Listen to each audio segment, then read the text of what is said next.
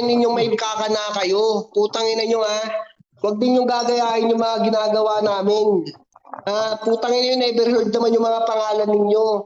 Kaya dapat tanga yung mga binabalagbag ninyo, yung mga may mga tirang kagaya namin. Di kayo lalakas ng ganyan. Putang ina nyo, feeling din yung malakas kayo kasi yung nakakalaban niyo wala namang kamuwang-muwang. Mga bobo, puta.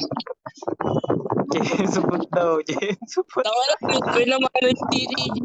Nalugi agad kayo, gago. TTG agad pinamanan nyo. Gago, lugi agad. Putang ina nyo.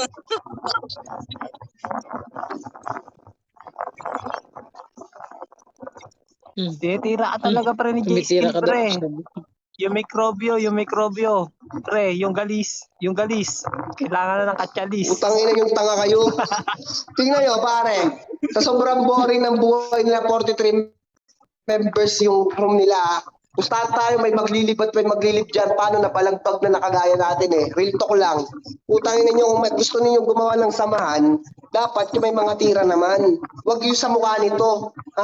Uulitin ko lang, itong putangan ng Acero Suarez na yan, puro libog lang yung alam sa katawan. Kita mo, ayan na nga lang yung itsura niya, putang na real talk. Ito yung mukha niya. Yung caption niya, putang na Bisayang Pogi.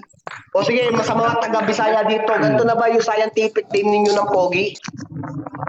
O, putang ina nyo. Ngayon kayo sumagot. Ngayon nga lang ako nakakita ng pulpul sa Biske.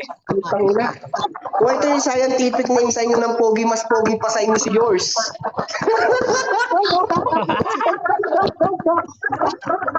Oo nga, lumabas.